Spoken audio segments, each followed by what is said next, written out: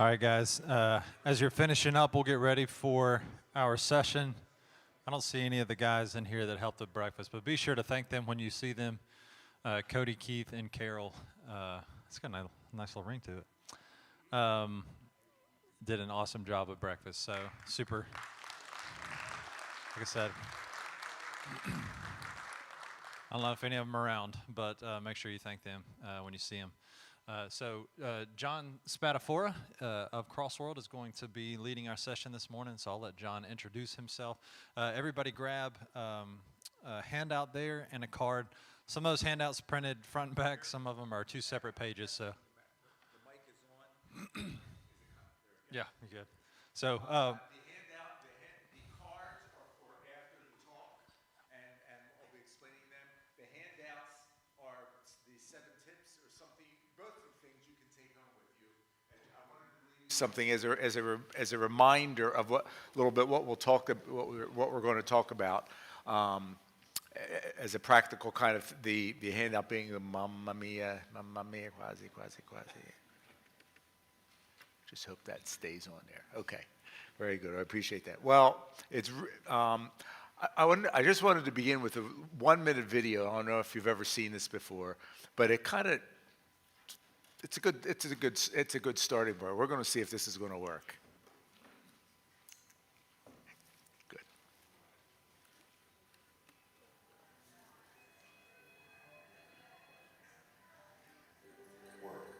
Most of us spend over half our lives at work. Whatever it is you fill the 9 to 5 with, planting crops, building cars, taking care of patients, teaching students, or running a business, work is where most of life happens.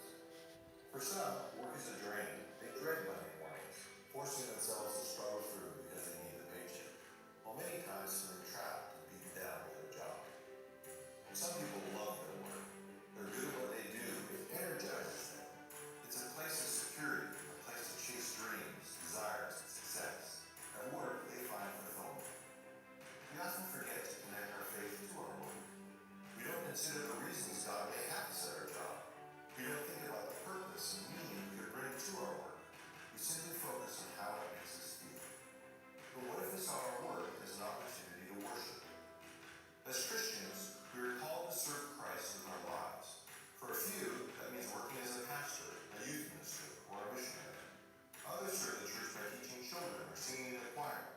But when Sunday is over, most of us return to our jobs outside the church.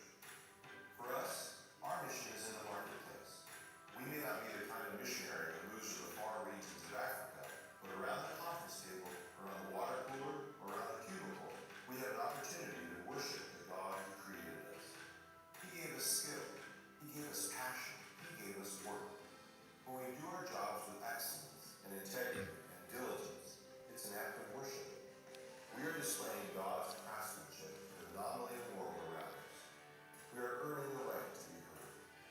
We don't see a divide between Sunday and Monday, between the sacred and the secular. We've been invited into parts of the world that a pastor or traditional missionary will never see. We have conversations with people who would never set foot in a church. Whether we love or dread our work, we choose to turn the focus away from ourselves and toward the mission God has for us. Church is not the only place we worship, and Sundays are not the only days in our calendars that have meaning. Every day on mission for God brings us great joy. Like the heroes before us, we can be modern-day Noahs and Josephs and Peters who are called with a purpose. God has designed us. He created us to work and to worship. For us, work is worship.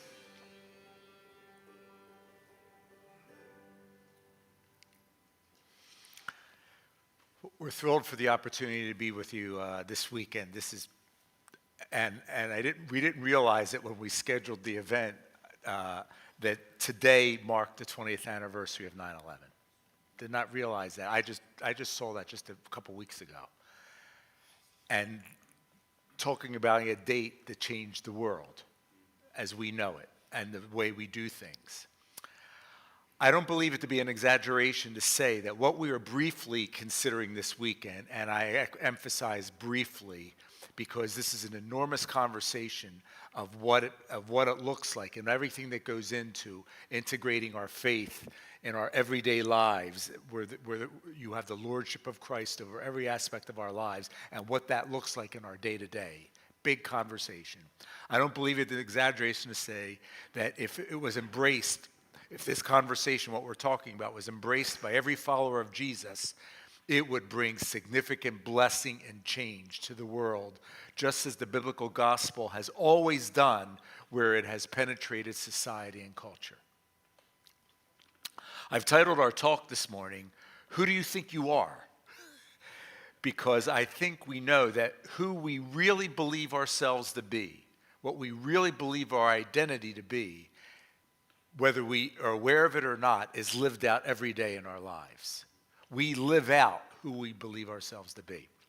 The focus this morning is what vision do we have for who we are and what we do every day, and how do our everyday occupations, our work, wherever that may be, how do our everyday occupations connect with God's purposes in the world?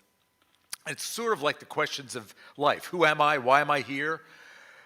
Now, if I were to ask you that question, who am I and why am I here? Those big philosophical questions. I know most of us would know the Bible answer. Jesus. That's the right answer. Or love. Good answers. We are children of God, loved by Him, created to glorify God, to follow Jesus, to worship Him, to love God and our neighbor. All wonderfully true and very general that every Christian would answer. And in that generality, I believe we are missing the radical nature of who we are and what God has called us to in redeeming us. And it's nothing less that we are partners with God in His work of restoring all things through our daily vocations. We are the instruments of God. In my experience, myself included, I believe most people in our churches have not envisioned themselves as, quote, a partner with God in His work of restoring all things, getting up Monday morning and saying, God, what is our work today? What's broken that you are restoring, that I come alongside you in your work? But what if we did?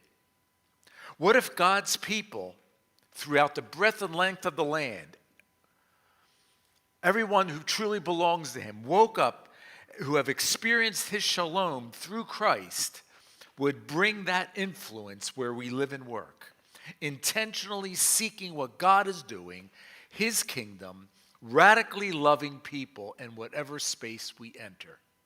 What if we envisioned ourselves as partners with God? What if we were to wake up Monday morning with a prayer like this? God, I'm going to my ministry, where you have called me to work with creativity, excellence, and integrity, to display you to others for their well-being and to make disciples. I'm going to work. Show me what that looks like and in whom you want me to invest. We're here today because we do not believe this has been the normal posture for believers. My own story reflects this. I received degrees in music and Bible from a Christian college, enjoying my time so much there that I wanted to teach music. So I did a grad degree at the University of Pittsburgh, got married, began working in my church as a music director, and also having the opportunity to teach the Bible. And little by little, I felt God leading me to go to seminary and to go into the ministry. Now, nothing wrong in that, except for my reasoning and understanding of ministry.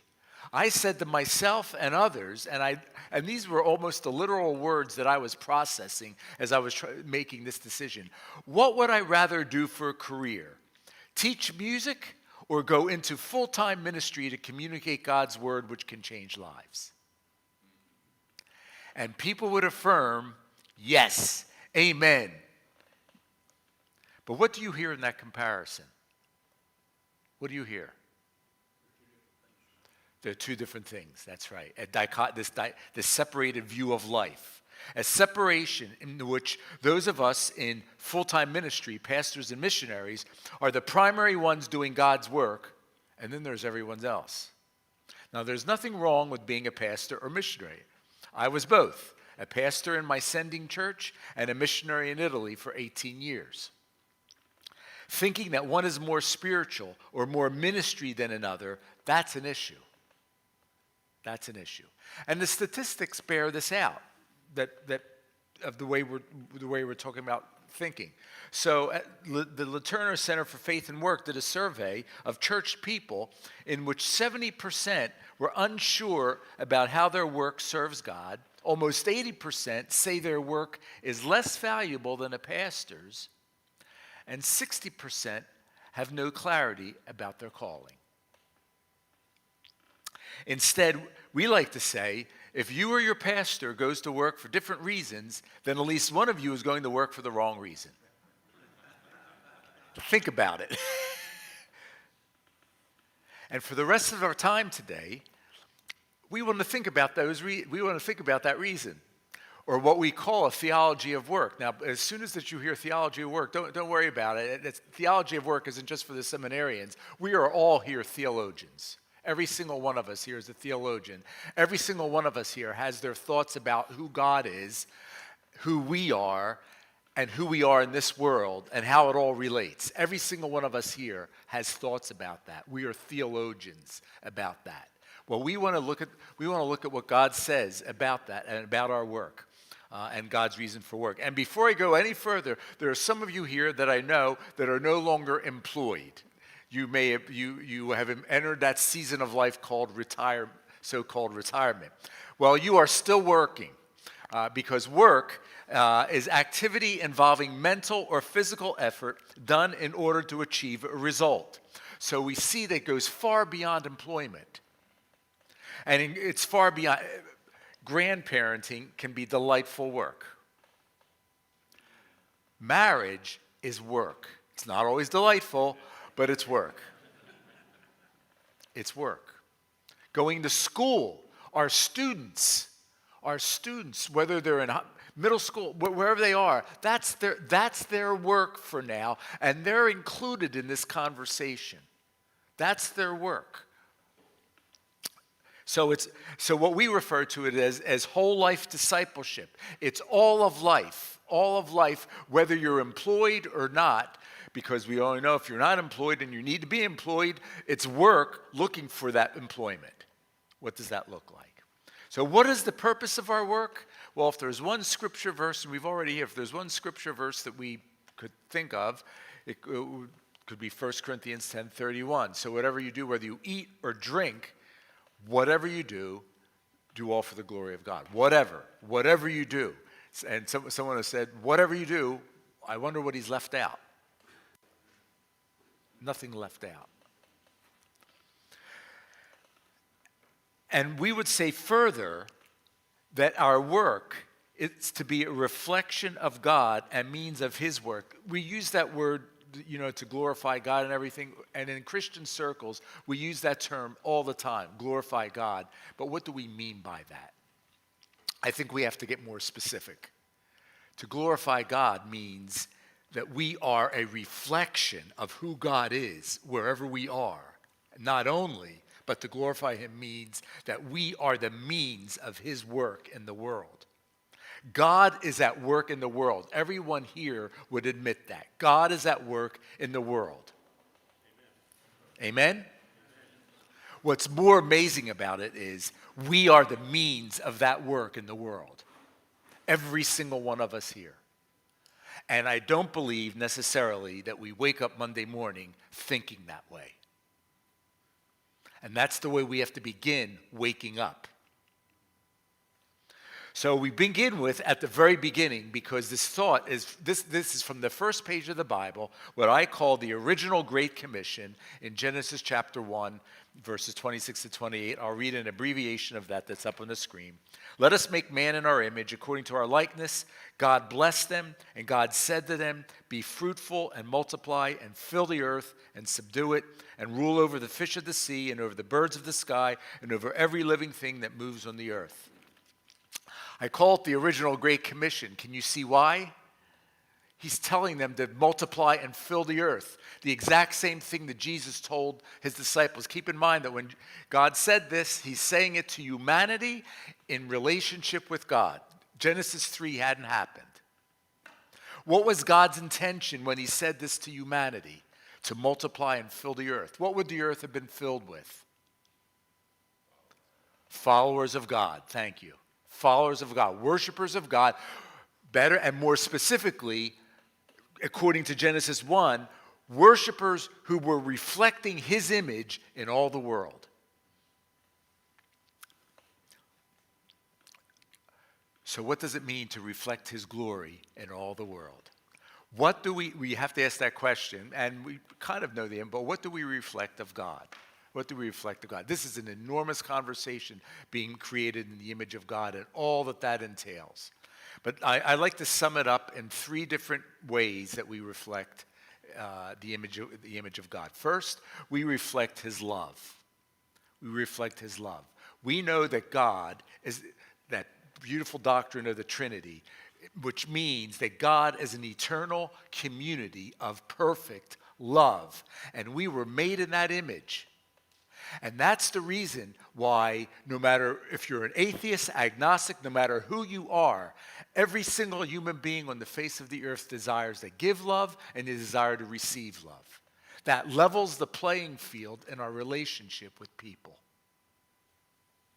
It's the reason why the most fulfilling moments of life have to do when our relationships in love are the best. And the most hurtful and grievous and loss and sorrowful times of life are when relationships that we would love to have are broken or lost or when people pass. We were made to belong to other people and to love because we were made in the image of God, of a triune God, Father, Son, and Holy Spirit. And the whole world desires that. They don't realize it. That's why everyone desires to give and receive love. And that's why when we radically love people, in spite of our sin, when we radically love people, that's why love is called the greatest apologetic. That's why Jesus emphasized in John 13 and John 17, the 2 times that he says, how are people going to know that the Father sent the Son, that he sent Jesus? How are they going to know that? 2 times he emphasizes that.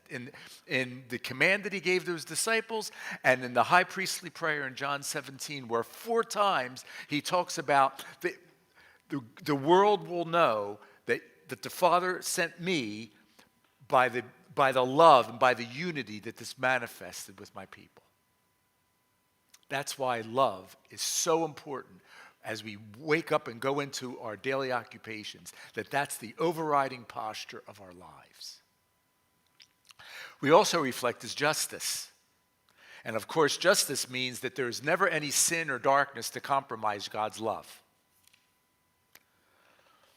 And justice is never without the love of God. Because that's awful. That's what dictatorships can be like. And that's why we wait for the benevolent dictator, Jesus, when he comes back. But justice, everyone desires justice. Even no matter how they may define it, everyone wants there to be justice in this world. There's a reason for the past few years for the uproar that there's been in America, whether they be over racial issues and which is one of the most glaring things, whatever. People desire justice. Why? We're made in the image of God who is just. And my friends, one thing we want to remember is we reflect the justice of God just as much as we reflect the love of God. That means that believers in the church has to be just as much for biblical justice as they are for biblical love. We don't always think that way. And thirdly, we reflect God's work. And I love to talk about all you different guys, about all your different vocations and wirings and everything. God made us all different. He wired us all different in a way that reflects him and his works. And he intends all of those works and all of those vocations to be the means of his work in the world. One thing we want to notice in all of this conversation, that there's kingdom language here. There's kingdom. In fact, Genesis 1 is the first mention of kingdom language in the Bible. And where do we see it? Subdue and rule over all. That, my friends, or some of your translations, I love it, have dominion. Old Dominion. Isn't that a college or university? Old Dominion. I really don't know about that stuff because I just heard about it in a movie. But that's kingdom language, believe it or not. Subdue and rule. Now, God rules, always has, always will. But Jesus spoke of a kingdom arriving. And more than that, he spoke of a kingdom that we belong to. And that's our identity. We don't often think about it, but he made us. There's a close connection there in Genesis 1. He created us in his image to rule. We were made to rule. We were made to be vice regents of the King of creation. Yeah. Excuse me. We represent the crown. We are like him. That's our dignity. Like God, made a little lower than God. And we rule. That's our purpose. And what do we mean by that? Very simply, we carry out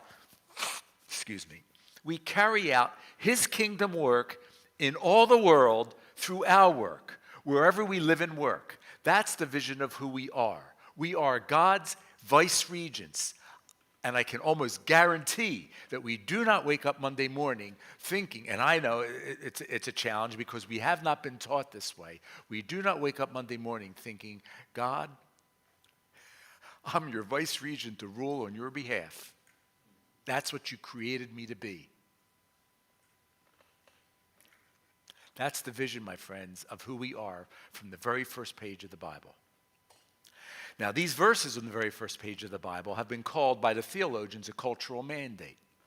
And it's been called a cultural mandate for good reason.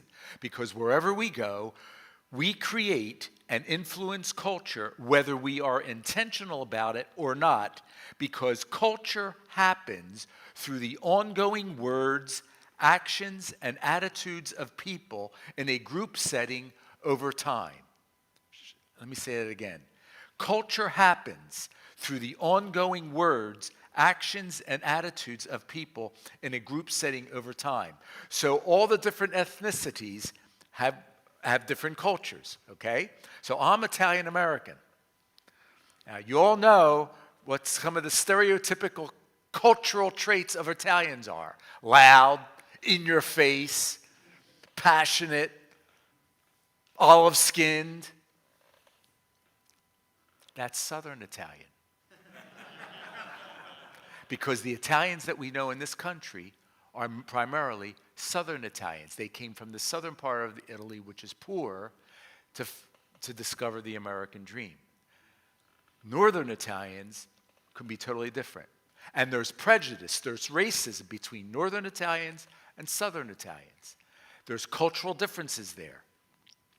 Every church has its culture. This church has its culture different than the church down the street. And and all of our families have different cultures and different characteristics of those.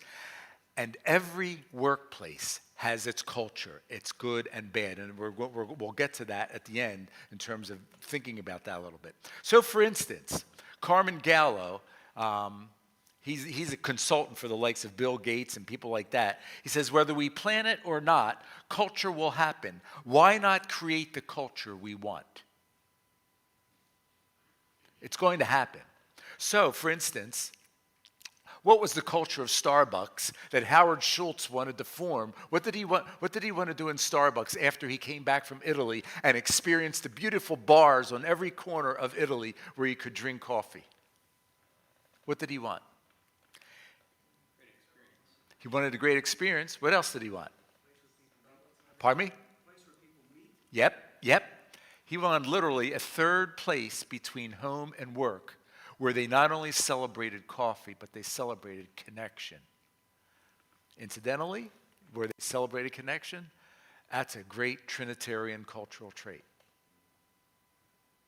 He wanted people to celebrate belonging and connecting with one another. It's interesting how unbelievers, without trying, can manifest the fact that they are made in the image of God. That's an important concept to keep in mind. They're not just the enemy. Per carità. Wherever, and what's important in this conversation, wherever we are leaders, whether that's in our families, in our jobs, in our church, we are the architects of culture. We are the architects. We can lead and influence and set the culture. And that begs the questions, number one, how aware are we of the culture that we are creating and that we are a part of?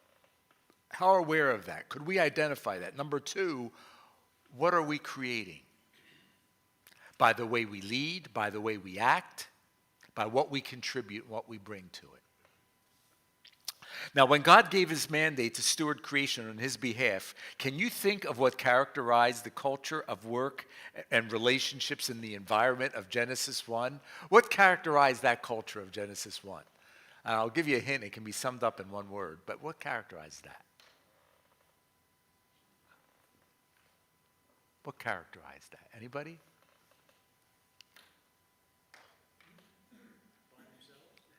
Shalom. With humanity in the garden and with God, there was a culture of shalom. Well-being, flourishing in every sense that characterized their relationship with God, with one another, and the culture they created.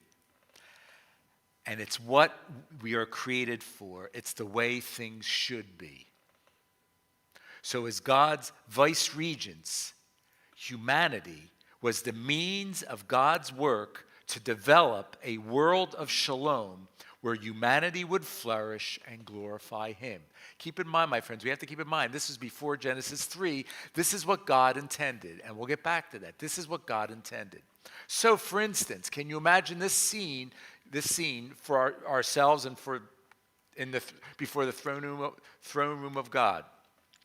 The great king has summoned each of us into his throne room. Take this portion of my kingdom, he says. I am making you my steward over your office, your workbench, your kitchen stove. Put your heart into mastering this part of my world. Get it in order. Unearth its treasures. Do all you can with it. Then everyone will see what a glorious king I am. That's why we get up every morning and go to work. We don't labor simply to survive. Insects do that. Our work is an honor, a privileged commission from our great king. God has given each of us a portion of his kingdom to explore and to develop to its fullness. I don't think we wake up Monday morning thinking we're going to our portion of the kingdom to do that. But what if we did? And that brings us to our garden.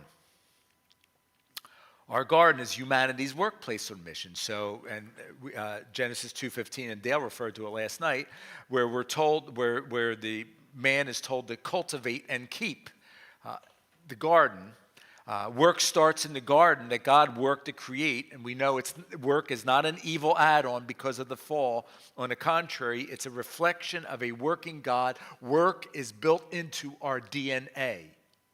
And Dale mentioned that word avodah is the word for work, to work the garden, to cultivate it, and it's also the word for worship and to serve.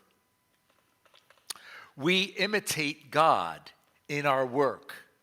That's an incredible thing. We are imitators of God. And whether that's blue-collar work, white-collar work, whether that's manual labor, as God did in creating and taking the dust of the earth to create man, and as he became a carpenter and worked with his hands, or stone work, or whatever Jesus was, because the word carpenter really refers to someone just working with their hands and such, or whether that's an artist like God who created the magnificent beauty of the universe, which we cannot comprehend, of the billions of galaxies, or the intricacies of the human body. Whatever kind of work it is, we imitate of God. And it speaks, my friends, of the dignity of work all by itself. And please don't misunderstand me on this. It speaks of the dignity of work as an imitation of God all by itself, without work being a platform to tell others about Jesus. Work exists on its own as an imitation of God to reflect him. Martin Luther King famously said, "If a man is called to be a street sweeper, he should sweep even as Michelangelo painted, or Beethoven composed music, or Shakespeare wrote poetry. He should sweep streets so well that all hosts of heaven and earth pause to say, 'Here lives a great sweeper who did his job well.'" And I would add, reflected God well. And reflected God well. And created to the beauty and cleanliness and flourishing of society. That's what a street sweeper can do. And that's, my friends, and that's an important reality in today's world, because unlike America, and unlike perhaps parts of Western Europe, most of the world cannot work according to their, quote, giftedness and passions, following their callings, how they're wired to work and doing what they want to do. Most of the world cannot do that. Does that mean their work has no meaning? Absolutely not. We are privileged, we are blessed to be able to choose some of our vocations. Most of the world cannot do that. That's why Martin Luther King said that, where there were people who couldn't get jobs because of the color of their skin.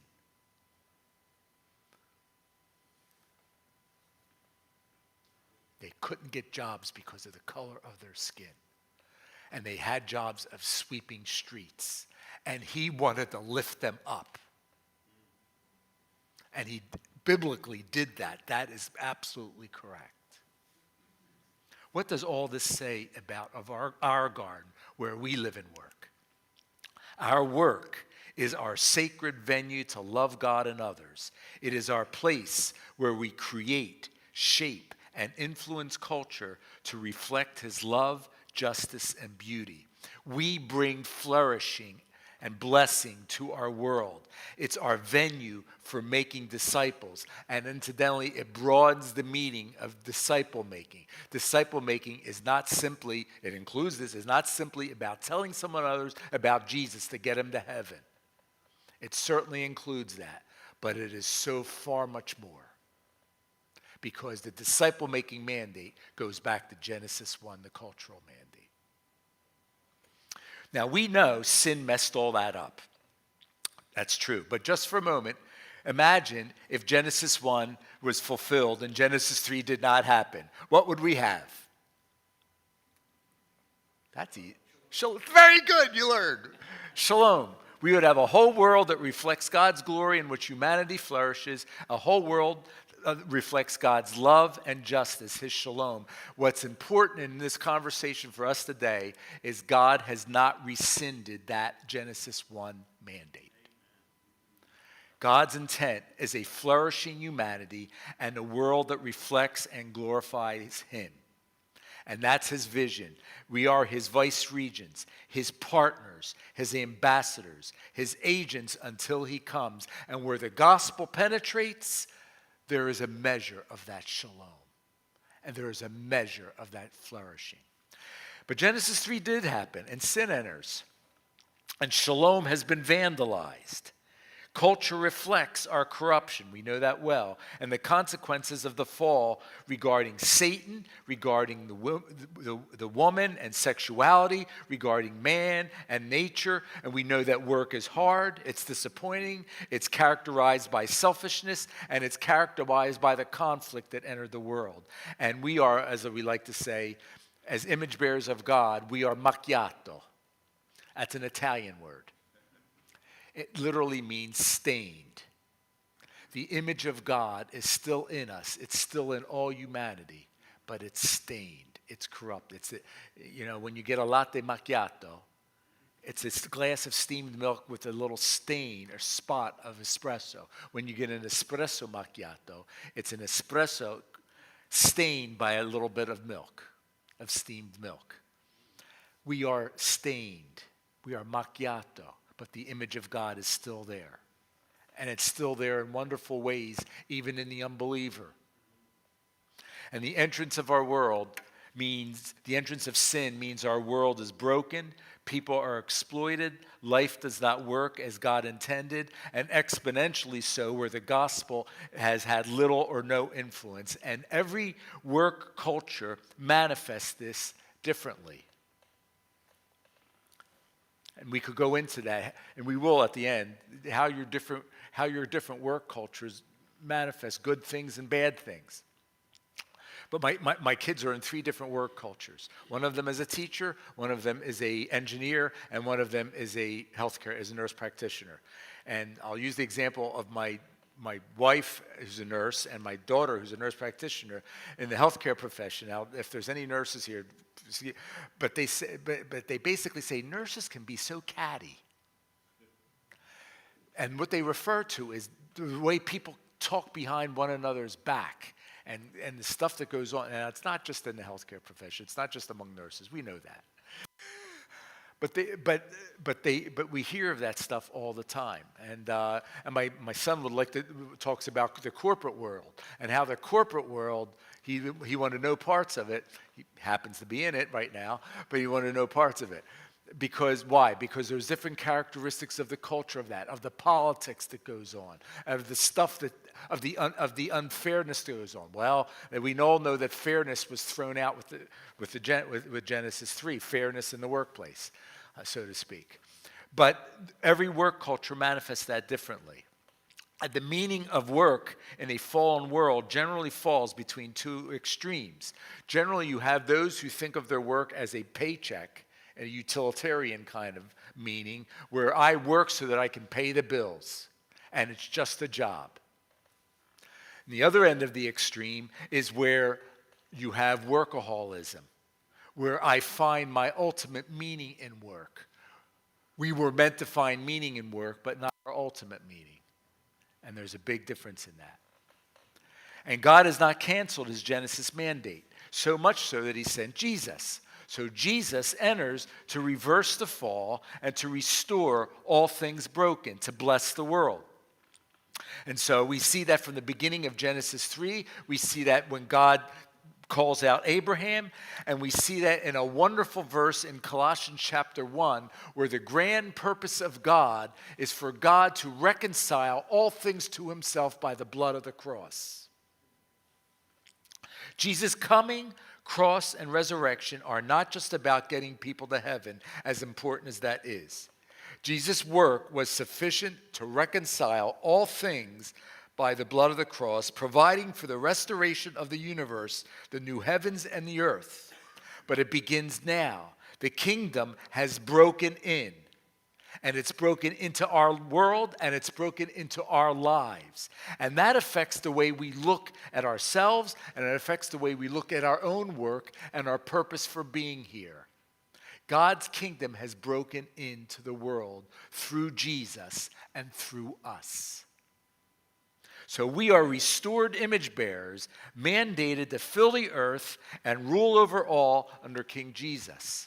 And in his kingdom, the great reversal begins. Jesus reverses guilt with forgiveness, shame with honor, broken relationships with reconciliation, injustice with justice, oppression with deliverance, poverty with economic well-being, sickness with healing. Jesus showed that. He gave examples of that. But it only begins here because what comes to mind, none of us would deny these things, but what comes to mind when we look at our world? What comes to mind as you look at these things and then look at our world? The world is still broken. It's still so broken. There's still so much brokenness. And that's why, do you know what that is a picture of? Antipasto, very good. Do you know what the word antipasto means? It's not before the pasta. That's the feminine. Pasta is feminine. It means pasta is what you eat. Pasto is your meal, before the meal. What we give people is an antipasto before the future banquet with Jesus. We give people a foretaste of who Jesus is and his future kingdom when his kingdom comes in his fullness. And we disciple people. We come alongside people for that. The kingdom, you may have heard these terms, the kingdom is already here. It came in the person of Jesus. It comes through us, but it's not yet. It's nowhere near what it's going to be. But my friends, we give people a taste of that. That's who we are. And in the meantime, Jesus saves us not only from sin and setting us on a journey to heaven, he saves us to his original purpose, the cultural mandate of restoring our identity as vice regents of the King of creation, partners with God in his work of reconciling all things which ultimately will affect the culture that we're participating in. And as God's people live out the gospel, they're changed, the people they bless are, and culture cannot help but be effective.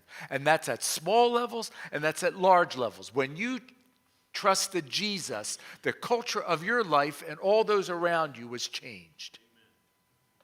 And your family was changed if you led them in that.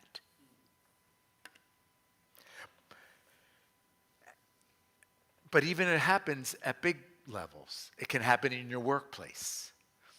And it can happen in big levels. Many of you may remember the movie Amazing Grace about William Wilberforce.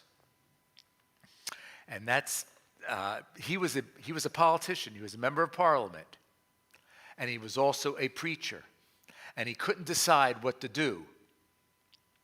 And there's this scene in the movie where they're at the table and they're around the table, and someone at the table says, "We understand that you are having problem choosing whether to do the work of God or that of a political activist. We humbly suggest you can do both." And John Newton, who wrote Amazing Grace, was instrumental in convincing him that the sacred secular divide didn't have to be there. And he could be a preacher as well as a member of parliament. And that both counted. And that God wanted to use him as a member of parliament, which he did. It took almost 50 years for it to happen, but through the work of Wilberforce, British slavery was abolished in the British Empire. And the British Empire was big. Can you imagine that? A politician wholeheartedly submitted to God. The work of God in an engineer, the work of God in a teacher, the work of God in whatever vocation God calls you to. Vice regents who give people a taste of future flourishing, of shalom, blessing people. There's the shocking illustration of Israel in Jeremiah 29. This is a very important passage. You remember what obedience meant for the Israelites who were going to be brought into captivity? It says, if you want to save your lives, what do you have to do? Surrender. Surrender to the Babylonians, who were God's instruments of his discipline. Go to Babylon, build houses, plant vineyards, raise families. In other words, multiply and fill the earth there in exile. And last but not least, seek the shalom of the city where I have sent you into exile and pray to the Lord on its behalf. Now, don't miss the scandal of that command. They were to seek the holistic well-being of their captors who invaded their land, ravished and massacred their families and friends, and then brought them into captivity. They were to leave the safety, comfort of their community in Israel, sent into the world, so to speak, to seek the shalom of the unbelieving community surrounding them. It's kind of if the Taliban overtook America. And God tells us, submit to them and love on them and seek their shalom. That's scandalous, my friends. That's radical. It was nothing less than that God was telling the Israelites here. So also, God sends us into the workplaces of the world to seek their shalom in the cultures where we live and work, seeking the kingdom of God.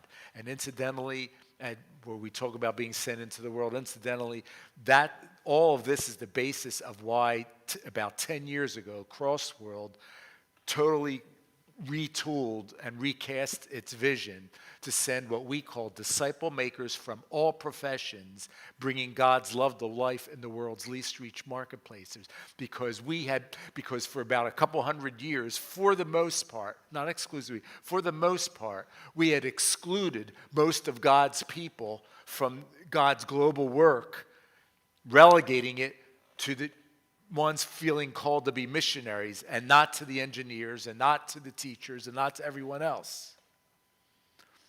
God, from Genesis 1, wants disciple makers from all professions.